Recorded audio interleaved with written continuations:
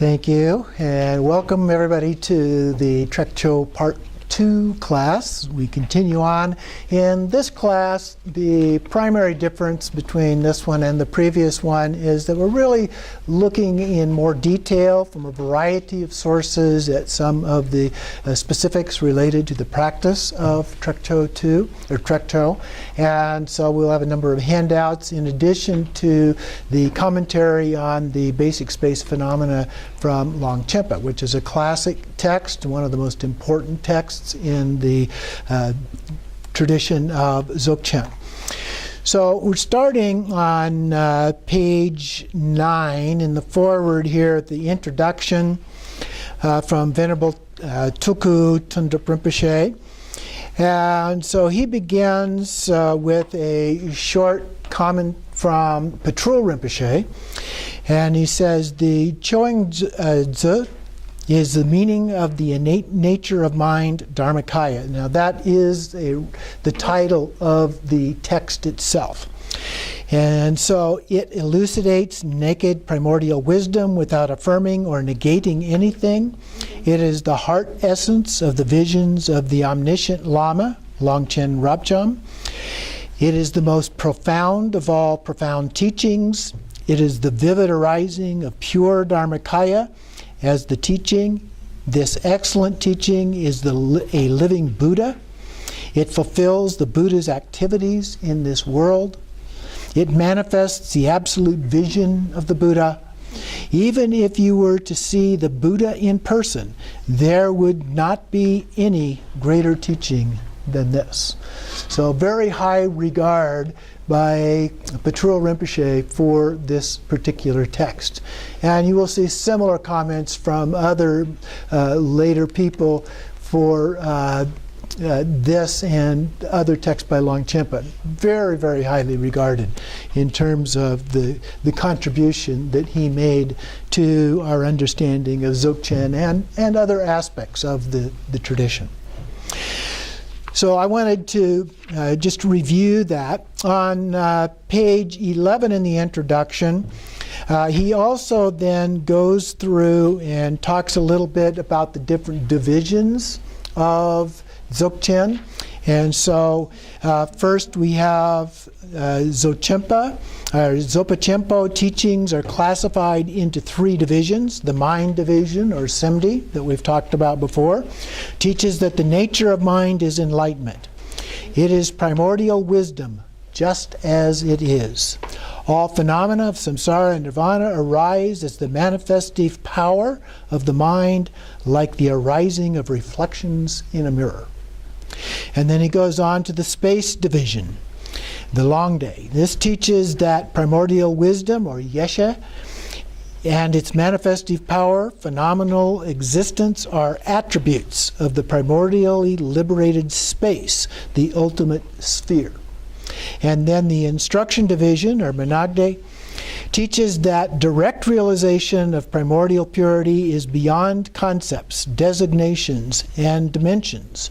The profundity or radiance of primordial purity rises naturally as the avenue of spontaneously accomplished appearances. And so the instruction series, sometimes called the special instruction series, or menagde, is the section that includes Trekcho and Toga. Now, we've taken a look in some detail at the Mind series previously. This book, because it deals with the perspective of space, comes about as close as you can for any really good text in terms of the space division or space series. So we are using it for that purpose, even though Longchenpa himself says that he actually covers all 3 of those, which he does to some degree, but he emphasizes the space aspect in this particular text. Then the last paragraph there says, the view of the mind division falls into the extreme of apprehending everything as the power of the mind, while the space division apprehends everything as the ultimate sphere. But in the instruction division, where one has awakened the self-arisen ultimate nature as it is, everything arises as the natural radiance of primordial purity itself. So he brings those all together here in that short commentary. So that was all I wanted to point out from the introduction. And so we'll go to the actual beginning of the text itself, which would be page 1. So the title page here gives the title, A Treasure Trove of Scriptural Transmission, a commentary on the precious treasury of the basic space of phenomena. So that is the text that we are looking at here. And then he also lists it in Sanskrit and Tibetan. So then there's his introduction. And this starts on page 3 of the text. And again, he then gives an homage, often very customary. Sometimes it's just a very short single line. Other cases, it's a little bit more elaborate version. And in this case, it's a little more elaborate than that. It says, homage to all the vast hosts of victorious ones. I pay homage to the original protector, Samantabhadra, flawless and totally pure like space, the deity of the kayas and timeless awareness, which do not come together or separate, the glory of both conditioned existence and the peace of nirvana.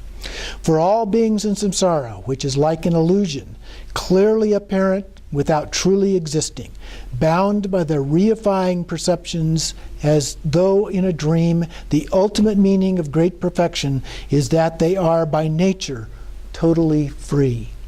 I will give a detailed explanation of the supremely spacious state of spontaneous equalness.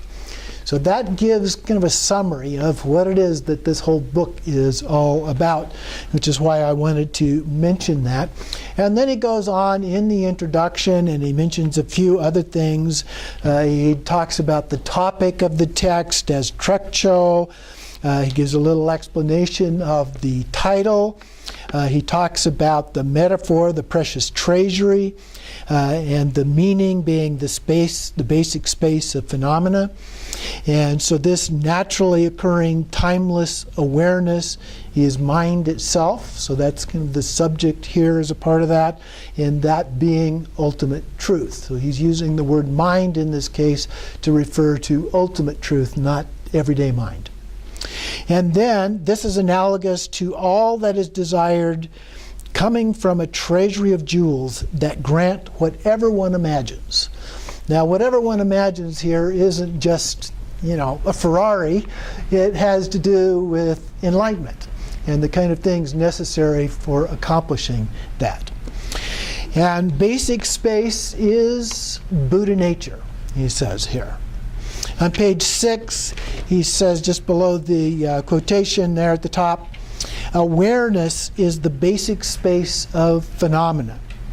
In the next paragraph, the naturally pure ground is Buddha nature and a precious treasury of spontaneously present qualities. So he's giving us a little bit of terminology here in this section of the text and how he refers to things. And then 2 paragraphs down, the very bottom of the following paragraph there, a treasury of all enlightened qualities, and then the fruition is Dharmakaya, and then Sambhogakaya and Nirmanakaya. So all 3 of the kayas are included as the fruition. And then the salutation. So the top of page 7, homage to glorious Samantabhadra. And so from the view of one's own welfare, the sacred Dharmakaya, and then from others' welfare, the sacred Rupakaya. Of course, Rupakaya is a term that includes both Sambhogakaya and Nirmanakaya. So again, we have all 3 kayas represented here. But he asks the question, who or what has such glory? Samantabhadra. And Samantabhadra literally means that which is wholly positive. Okay? So Samantabhadra as a figure is a metaphor. And so the idea is that it represents that which is wholly positive, things that aid all beings on the path to enlightenment and other needs. And then down toward the bottom of the page is a real short paragraph there. Samantabhadra as ground is suchness itself. Sometimes we use that word as a term without specific meaning per se, to just say it is, okay, without giving it any kind of a designation. And then Samattabhadra as adornment is the manifestation of all phenomena. So we have it as the essence, if you will, as well as a representation in the manifestation of phenomena. And then at the top of page 8, Samattabhadra as awareness is Buddha nature. In the next paragraph, Samattabhadra as realization is the way of abiding, the vision of liberation that comes through complete realization, the path itself. And then a couple of paragraphs down below, then now he gets ready to get into the next part of the actual text. The salutation is a eulogy to awakened mind, which is equal to space. And so as we go through this, I will be reciting and giving you an oral transmission of all of this part of the text, which I have received from Khenchen Lama as well as from Jigme Lodro Rinpoche. So naturally occurring timeless awareness, utterly lucid, awakened mind is something marvelous and superb, primordially and spontaneously present. It is the treasury from which comes the universe of appearances and possibilities, whether of samsara or nirvana, homage to the unwavering state, free of elaboration. And he comments a little bit on this, that this demonstrates the general subject matter of the text as follows: mind itself, totally pure by nature, is spontaneously present as the ground aspect of Buddhahood. Dharmakaya, suchness itself, without any transition or change. For it occurs naturally and primordially without being created by some agent. Mind itself abides as the kayas and timeless awareness, which do not come together or separate. Those would be concepts. Coming together or separating would be concepts. And it would make it something impermanent. Okay? So there's an implication there that this is in fact permanent. It continues on page 9. Following this, I state my commitment to compose the work. And that's a standard part of texts written in this manner, that they give an homage to explain what it is that they're doing, and then they make a commitment as to why they are writing the text. And so he writes in the root text, the very pinnacle of spiritual approaches, the expanse in which the sun and moon orbit the most majestic mountain, is the expanse of the Vajra heart essence, spontaneously present and utterly lucid, the expanse of the naturally settled state that entails no effort or achievement. Listen as I explain this superb, timelessly infinite expanse. So he comments on that root text: although mind itself is identical to naturally occurring timeless awareness, there is a developmental process by which one reaches a definitive conclusion about this. And we've talked about that before, the steps of reaching this definitive conclusion about it. And this numerous spiritual approaches are used for this for people with differing degrees of acumen. Often talks about people with lesser and middle and superior acumen. And sometimes it would appear that we might fall into the more advanced stages of those, but usually we're kind of at the bottom of the scale, right? Down at the bottom of the inferences that are being made there.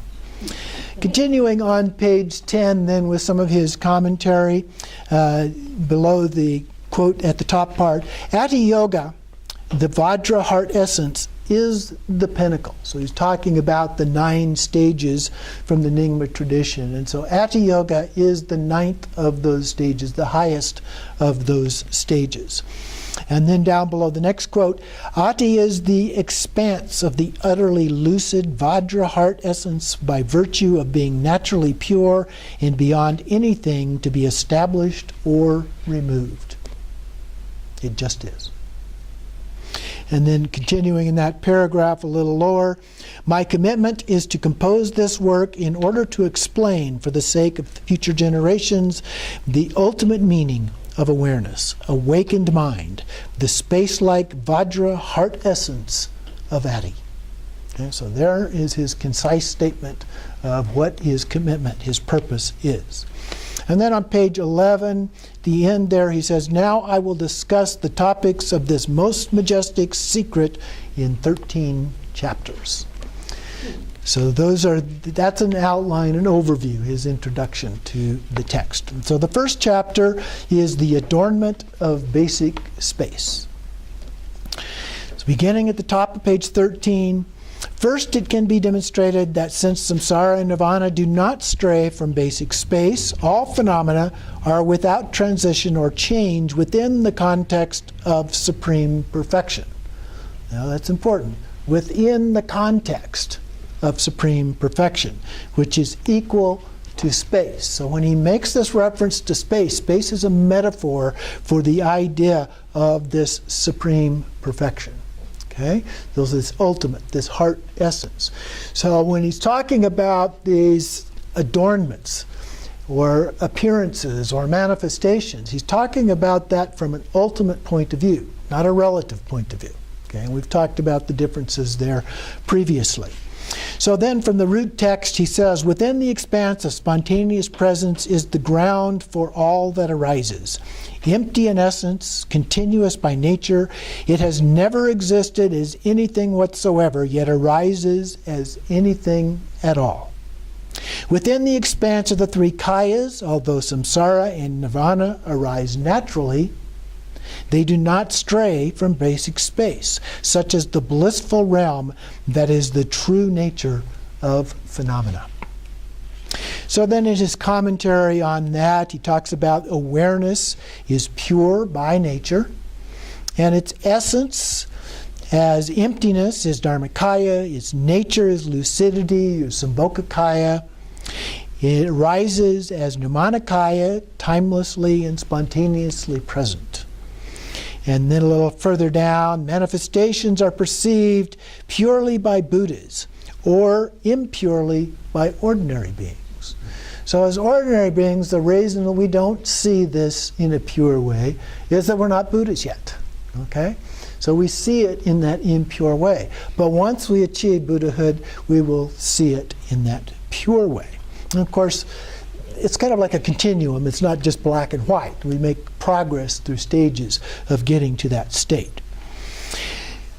So he says then it is, when it's perceived purely or impurely, it is only the display of basic space. So regardless of which way we perceive it, it's actually just that display of basic space. In the middle of page 14, he introduces the next part of the root text, the universe of appearances and possibilities, which manifests as samsara and nirvana, is the magical expression of basic space.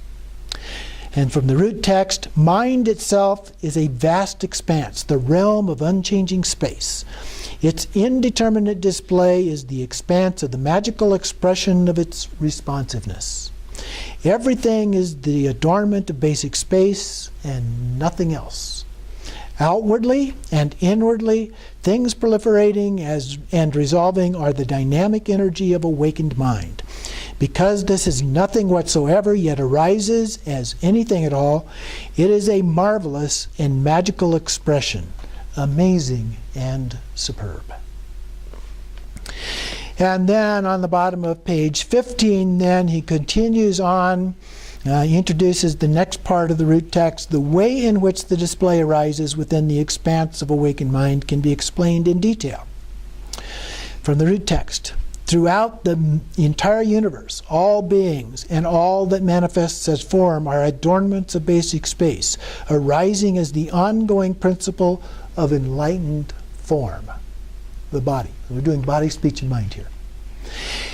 What is audible? All sounds and voices without exception, as many as there may be, are adornments of basic space, arising as the ongoing principle of enlightened speech.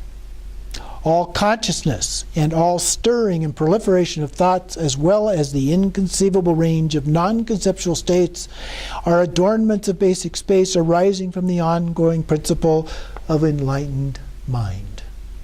So all of these things actually come from enlightened body, speech, and mind. Okay? Even though we perceive them incorrectly or in an impure way. So on page 16, he continues with his commentary here. Within awareness, all sensory appearances arise as awareness's own manifestations, their essence being nothing other than that of a dream, their nature that of a moon's reflection in water. All manifest forms are the mandala, or the display of enlightened form. All sounds and voices are the mandala of enlightened speech, ordinary consciousness, and the vast range of non-conceptual timeless awareness arise naturally as the supreme mandala of enlightened mind. Not even afflictive emotional patterns stray from the context of this single mandala of naturally occurring timeless awareness. So everything is included, and we've seen this before, talking about pure view. That actually pure view, all sentient beings are Buddhas. All sounds are the mantras. All the environment, everything is included as a part of the mandala. And the thoughts that we have are the wisdom of the Buddha. So this is the same idea that he is referring to here. In the middle of page 17, he goes on to the next section then of the root text. First, everything can be summarized as a single miraculous display of basic space. And in the root text itself, beings born in the 6 classes through the 4 avenues of rebirth, moreover, do not stray in the slightest from the basic space of phenomena. The universe of appearances and possibilities, the 6 kinds of sense objects manifesting in dualistic perception, appears within the realm of the basic space of phenomena just as illusions do, manifest yet non-existent. And non-existent here refers to being truly existent as opposed to being existent in a relative manner. So it's non-existent in an ultimate manner. It has no inherent existence. Without underlying support, vividly apparent, yet timelessly empty, supremely spacious, and naturally clear, just as it is. The universe arises as the adornment of the basic space of phenomena. So then he comments a little bit on that. Within awareness, all phenomena of the universe of appearances and possibilities, the 3 realms and the 6 classes of beings are awareness's own manifestations arising and are nothing more than a magical display, clearly apparent without truly existing. Keyword, truly existing.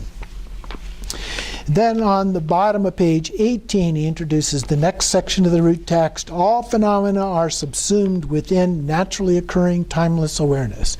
So even as they arise, appearing and imputed to exist outwardly and inwardly, there is infinite evenness in their supreme equality, in which nothing need be done.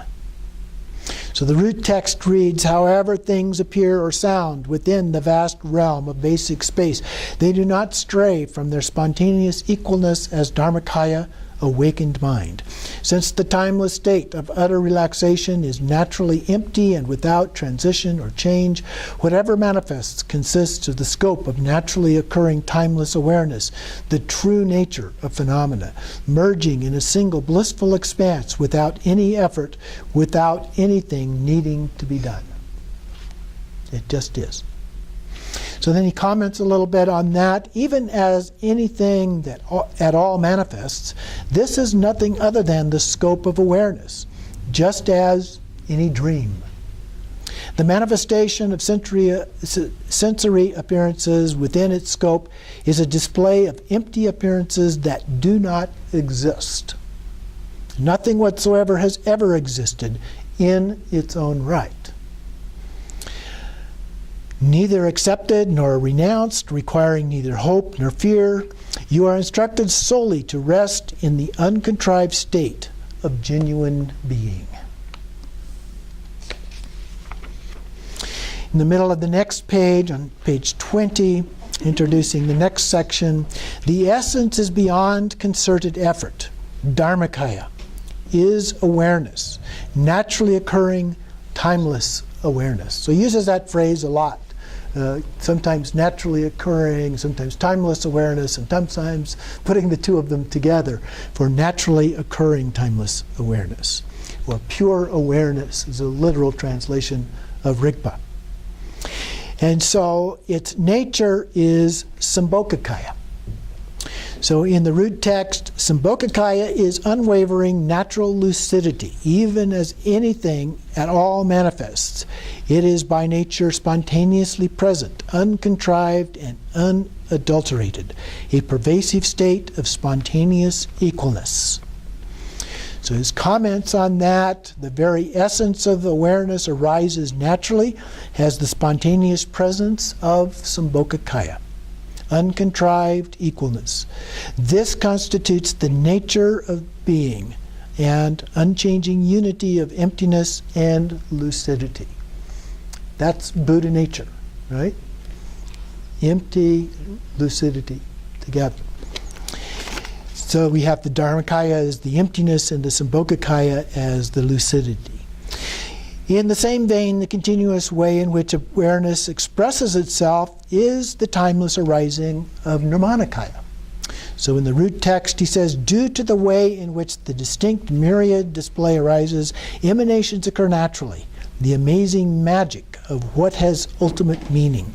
They never stray from the wholly positive state in which nothing need be done. So he comments on this. Images arise continuously in a highly polished mirror, as a metaphor here. Yet the mirror itself is unaffected. Awareness is unaffected and arises continuously. This is Nirmanakaya. So it's like the reflection in the mirror as that arises. And so this he compares to Nirmanakaya. On page 22, he introduces the next section. Now it can be shown that within awareness, awakened mind, the kayas and timeless awareness do not come together or separate. So he quotes here, within awakened mind itself, which is without pitfalls, the spontaneous perfection of the three kayas, entailing no effort, is such that without straying from basic space, they are spontaneously present and uncompounded. The spontaneous perfection of the kayas, timeless awareness, and enlightened activity, moreover, is a great amassing, the supreme expanse that is timelessly perfect, timelessly arising. So he comments on the root text, because the kayas and timeless awareness are forever and always spontaneously perfect within the essence of awareness, they are not subject to transition or change. Timeless awareness is perfect in that its nature is the continuum of inexhaustible adornment of enlightened form, speech, and mind. And then he introduces the next section at the bottom of page 23. Given that the kayas and timeless awareness are perfect within the scope of awareness, it can further be shown that all that is experienced as the expanse of awareness, the pure realms of vast hosts of victorious ones, and the range of enlightened wisdom, is the miraculous expression of that awareness. So from the root text, timelessly and spontaneously present, this pure realm is without transition or change. With the perception of the true nature of phenomena within basic space, wisdom arises continuously as the adornment of that space. Not created or achieved, it abides timelessly. Like the sun in the sky, it is amazing and superb. So he comments on that at the top of page 24. When enlightenment is discovered, all that constitutes the timeless awareness and perspective of Dharmakaya, Sambhogakaya, and Nirmanakaya is simply the natural manifestation of awareness, Buddhahood itself, expressing itself fully. There is nothing other than that. So then he introduces the next section down at the bottom of the page. Given that, In manifesting and arising naturally, all phenomena are thus subsumed within awareness, awakened mind. They can be shown to be like a spectacular illusion, since however they manifest, at the same time they have never existed. Okay? Might put existed in quotes there because again we're talking about it from the perspective of ultimate view. So then he quotes from the root text. Within this ultimate womb of basic space, timelessly and spontaneously present, samsara is wholly positive. Nirvana is positive. Within the wholly positive expanse, samsara and nirvana have never existed. Sensory appearances are wholly positive. Emptiness is positive. Within the wholly positive expanse, appearances and emptiness have never existed. Birth and death are wholly positive. Happiness and suffering are positive. Within the wholly expanse, positive expanse, birth, death, happiness, and suffering have never existed. Self and other are wholly positive. Affirmation and negation are positive. Within the wholly positive expanse, self, other, affirmation, and negation have never existed. So he explains this by saying, within the essence of awareness, awakened mind, nothing whatsoever has ever existed. So while anything at all can manifest, none of it has ever existed. Interesting juxtaposition there. These are awareness's own manifestations that appear. They manifest, yet have no independent nature. Having no such basis, they do not stray from the enlightened intent of the union of Samattabhadra and Samattabhadri, the masculine and feminine aspects of that wholly positive state. Okay? So, from an ultimate point of view, even though we talk about them, that's the reflection, that's like we talk about relative point of view, but ultimately they do not exist in that way. Okay? They exist in a relative way, but they do not exist in an ultimate way, that is, inherently. Okay? And then he goes down through a number of lists from a couple of different sources here about some of the qualities and characteristics of Samattabhadra, listing many of those. You can read through those. And then at the top of page 28, he continues on with his commentaries on the root text here, first introducing the next section. Within such a context, sensory appearances can be shown to arise in and of themselves for all beings as awareness's own manifestations. So from the root text, labeling takes place in confusion. For what is non-existent is taken to exist. Given that nature of things is similar to that of a dream images, which have no basis, how exceedingly strange is it to fixate on samsara and nirvana as though they existed in their own right. So he comments on that. Self-knowing awareness, Dharmakaya, has no characteristics or substance. However, there are two aspects of the non-recognition of awareness. An aspect that is the failure to recognize the very essence of awareness, and an aspect that reifies things so that they seem to be what they are not. This leads to confusion. Okay? We're trying to explain here how we arrive at this state of confusion or ignorance. And then at the top of page 29, he introduces the next section. Sensory appearances perceived in confusion manifest as samsara. Their nature is that of dream images. So the root text says, everything is wholly positive, a supreme state of spontaneous presence. Since there never has been confusion, is no confusion, and never will be confusion, conditioned existence is merely a label. It is beyond extremes of existence and non-existence. Since no one has ever been confused at all in the past, no one confused at present, and no one will be confused later on, this is the enlightened intent of the originally purity of the three planes of conditioned existence. Okay? It already is. So he comments on this and again begins with talking about it as a dream. In your dreams, all beings and environments manifest to your mind, and they're reified by your mind and are fixated on by your mind. But in actuality, they have never known existence. So a metaphor for what's going on here.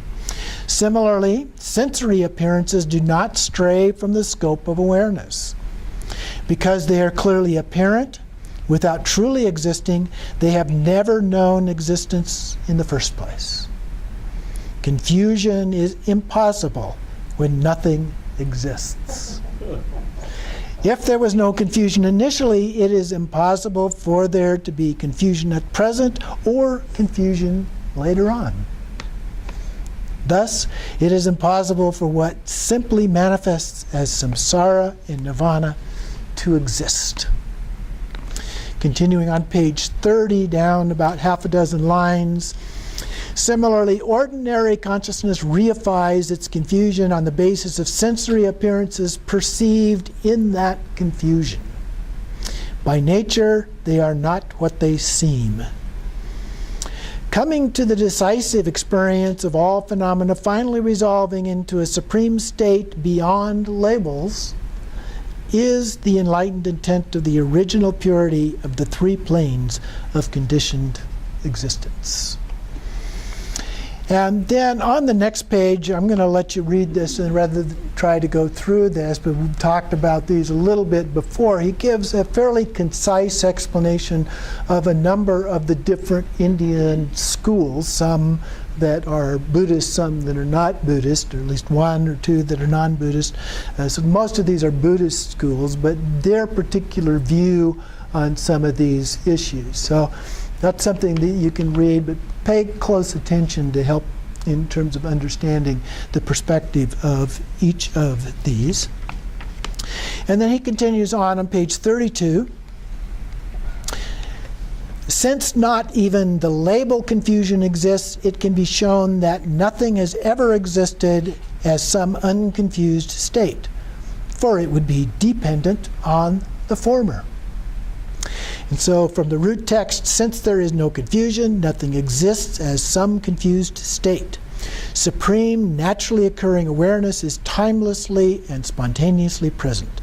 Since there has never been freedom, is no freedom, and never will be freedom, nirvana is just a label, and there is no one who has ever known freedom. There never will be freedom, for there never has been bondage. Complete purity, like space, is free of being restricted or localized. This is the enlightened intent of the original purity of total freedom. Resembles in many ways the Heart Sutra and the listings of some of those things. So his comments here, once the basis on which something depends has been eliminated, the dependent phenomena is eliminated. And with the elimination of the relationship of mutual dependence, the phenomena that depend on that relationship are eliminated.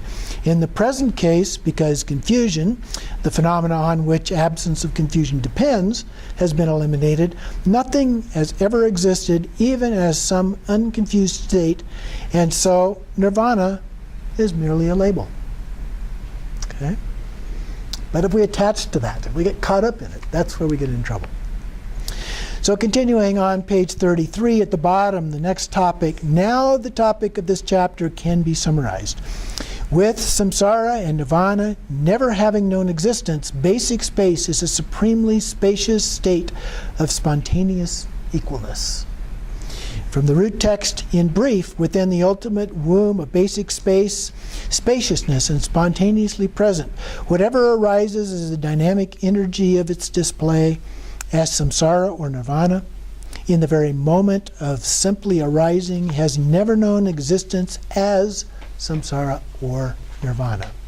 Whatever arises in a dream due to the dynamic energy of sleep does not actually exist. There is only self-knowing awareness, the peaceful place of rest, the blissful place of rest, extending infinitely as the supremely spacious state of spontaneous equalness. So he comments a bit on this. The theme of this chapter is the determination that basic space and what arises within its scope, samsara or nirvana, are like dreams. They constitute the supreme state of equalness that has no underlying basis. Regardless of what phenomena arise, they simply constitute the natural and continuous way the display arises through the avenue of spontaneous presence. This display has never existed as anything whatsoever. From the great Garuda, he quotes, "Without true existence, they are like castles in the air." And from the all-creating monarch, "Since Buddhahood does not exist, not even the name Buddha exists. Conditioned existence is just a label, for phenomena thus imputed have been transcended."